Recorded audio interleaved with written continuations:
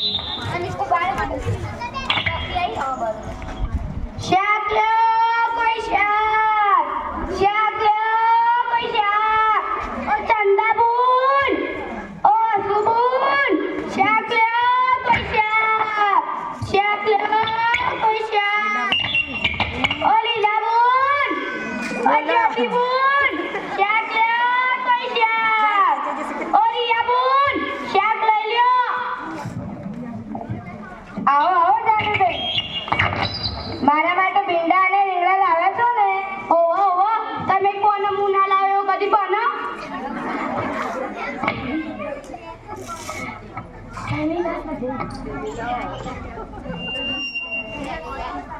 લો પહેલા ઠંડી ઠંડી છાશ પીવો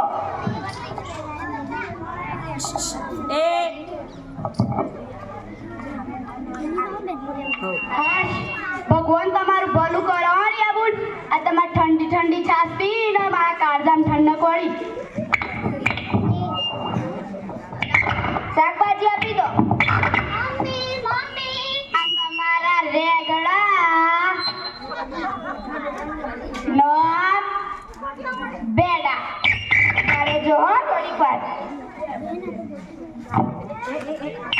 જાને જાને એટલે મમ્મી આવી ગયો મારો દીકરો મમ્મી હું બહુ થાકી ગયો છું અને મને ભૂખ પણ બહુ લાગી છે તું જલ્દી મને ખાવાનું આપી દે ને આપી દઉં તું પેલા રિક્ષાવાળા કાકા છે ને તેમને આ પાણી આપી દે હું બહુ આટલે રે. થાકી ગયો છું બેટા જો એ પણ કેના તરસે પડતા હશે ને આમ કરી જા તેમને પણ તરસ લાગી હશે ને તું એક જ મિનિટનું કામ છે મારે તાળીકો નહીં સારું હીરાબુન તમાર ગોટ તો બહુ મોટો થઈ ગયો હા છોકરાઓને મોટા થતા વાર કેમ નાખે છે નહીં તારો છોકરો કેટલા વર્ષનો થયો મારો તો 3 વર્ષનો થયો તું તને શાળામાં ભણવા મૂકજે હા મેં કેસાનો બોલ કેટલા રૂપિયા થયા 10 રૂપિયા ભેડાના 20 રૂપિયા રેગડાના એમ કરીને 30 રૂપિયા થયા લો આ 30 રૂપિયા મમ્મી તે રેગડા કેમ લીધા કેમ શું થયું તને ખબર નથી મને રીંગણા ભાવતા નથી એ તો આપણા માટે નહીં પેલા બાજુવાળા રીબા છે ને તેમના માટે લીધા છે માસી એક ટામેટું લાવ ઓહો ઓહો ચમ નહીં જો બેટા આમ તેમ કશું ના લેવાય તેમનું નુકસાન થાય કે નહીં રિયાબુન આ તમારી બુદ્ધિ ન હોય તમે પેલા કીનું બુન ના આલો ને કેમ શું થયું હું આવું ને તો કે શાકવાળી એમ કઈ મને ટકોરો અને 15 રૂપિયાનું શાક લે અને હું કરે એક ટોમેટું ખાઈ જાય ને કાકડી તોડી તોડીને ખાઈ જાય અને બહાર આવું કરે ઘરમાંથી આવે ને તો જબલું લીધા વગર આવે અને હું કે પ્લાસ્ટિકના જબલામાં આલો અત્યારે પેલા સરકારે પ્લાસ્ટિકના જબલા બંધ કર્યા તમે ચોથી લાવું બોલો જાને બેન મારું માનવું એટલું છે કે જેનું જેટલું વર્તન હશે એટલું આપણે મોટું માં નાખવું જોઈએ રિયાબુન આ તમે નક્કી જ કર્યું મારું સાથ હોતો શું એકાતું પેલા કીનું પૂર્ણ તો આખું જ નહીં સારું ચાલો હેડો હું જાઉં નગા ટોપલું રાખો વધુ નહીં તો પછી મારું વખત લઈ લઉં શાક લો કોઈ શાક લો કોઈ શાક મમ્મી તું સવિતા મને શાક કેમ લે છે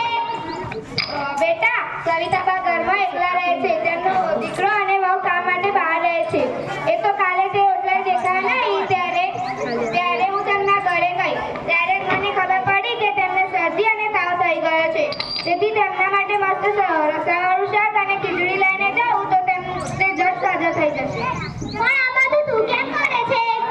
બેટા આપણે કોઈની મદદ કરીએ તો ઘસાઈ જવાના છીએ નહીં ને ચાલ તું આ બધું છોડ અને ફટાફટ કપડાં બદલી દે હું તારા અને દાદા માટે ભોજન તૈયાર કરું છું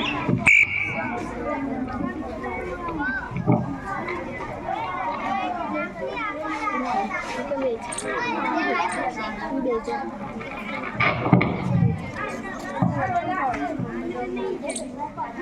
દાદા ખાવાની મજા પડી ને હા બેટા ખાવાની ખૂબ મજા પડી અને મારું વજ્રાસન પણ પતી ગયું. પણ બેટા જમ્યા પછી કેવી રીતે બેસવાનું? વજ્રાસનમાં પણ દાદા ખાધા પછી વજ્રાસનમાં કેમ બેસવાનું હોય છે જો હું તને કહું, આપણા શરીરને સ્વસ્થ અને તંદુરસ્ત રાખવા માટે તો ઘણા બધા યોગાસન છે, પણ જમ્યા પછી કરી શકાય એવું એક જ આસન છે, તે છે વજ્રાસન. દરેક વ્યક્તિએ 2 મિનિટ તો વજ્રાસનમાં બેસવું જ જોઈએ.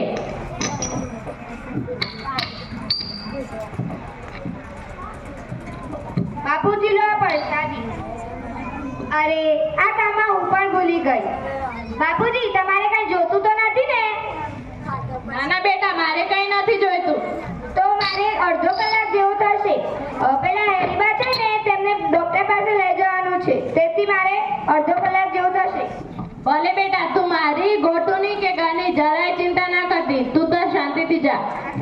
ગોટુ સાંભળ, તારે ફટાફટ તારું લેસન પતાવી દેવાનું છે, તો જ હું તને રમવા મોકલીશ. સારું હો